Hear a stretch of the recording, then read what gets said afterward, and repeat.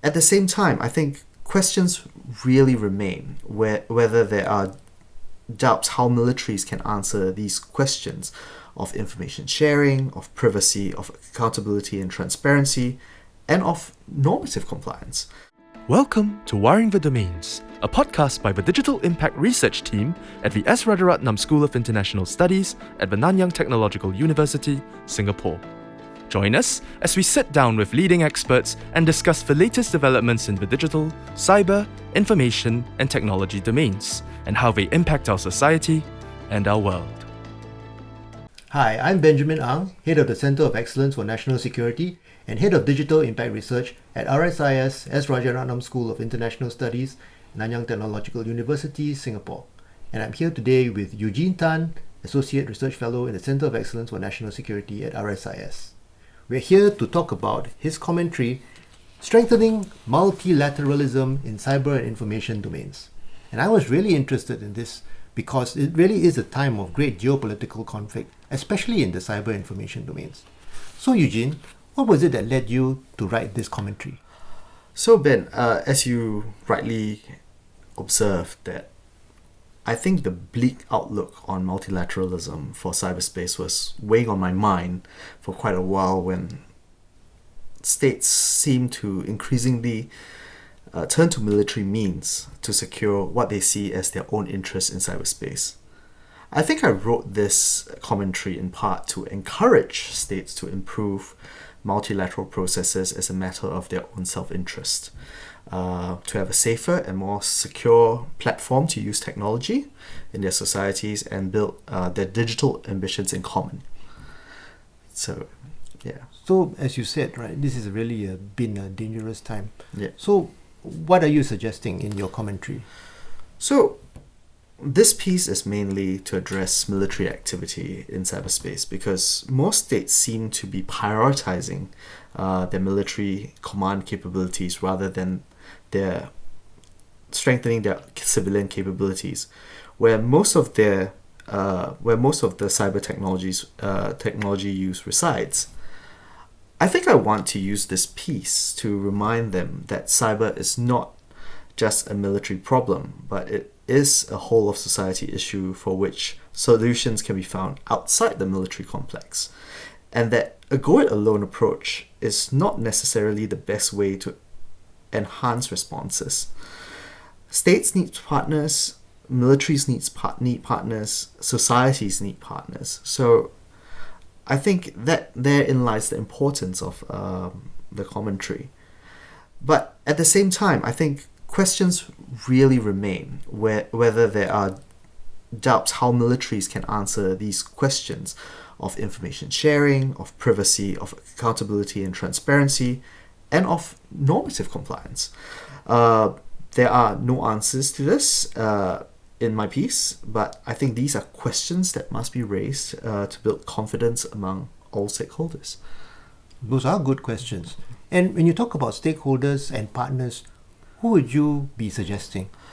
So, militaries tend to talk to only militaries, and I think that therein lies the danger, because it's such a big whole of society problem, as I said earlier. I think you need to involve the private sector, you need to involve academia, you need to involve think tanks, you need to be ready to partner with almost anyone. And I think having a framework, having a multilateral framework that you can actually work towards that cooperation is something that we should all work towards. So it's not just the military in a country partnering with its own other stakeholders, but also multilateral kind of cooperation. Exactly. And when you say multilateral, you're talking about? It's states to states. It's also multi-stakeholderism. It's a state-led process. I mean, interaction by states are led by states. Let's not kid ourselves by saying stakeholders can be part of that process.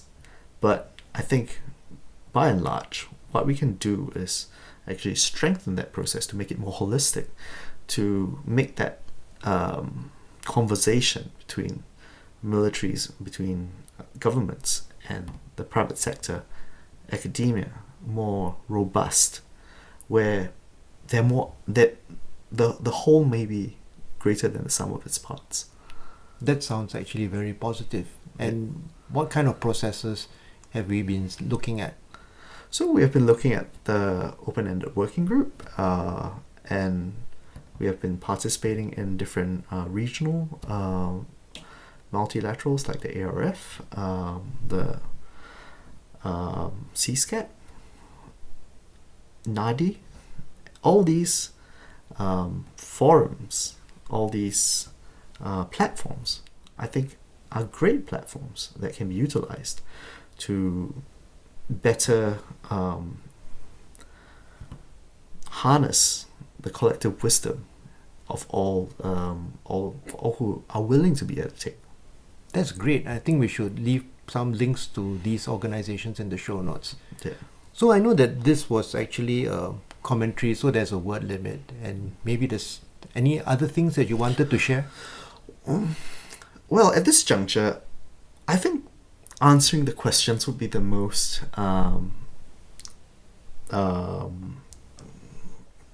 important thing. But I think these aren't questions that we should answer. These are questions that everyone should answer, and everyone should keep at the back of their minds. And this whole notion of responsibility, how states can be responsible players, how states can achieve the norms or follow the norms, or even follow international law. I think these are very pressing issues that we all should seek to address in one form or another. That's great. Thank you very much, Eugene. Thanks for joining us on this podcast. Yep, thank you. Thank you for listening to our podcast, Wiring the Domains, by the Digital Impact Research Team at RSIS and TU. If you found this useful, remember to like, subscribe, and follow us on your favorite podcast platform so that you can get the latest from our cyber, digital, and technology research.